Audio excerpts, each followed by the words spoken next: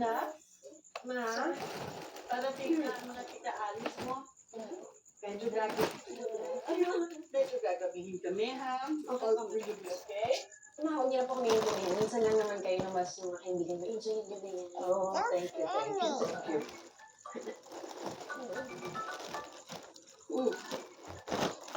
Hindi mo ba sasagutin yan? Hanggang ngayon ba hindi pa kayo nagkukusap na sila? Pinaprosesal na pupuspon yung pag-aayos ko. Nakakagino na anak. Hindi ko na rin alam na yun. Ako pa din sa kanya.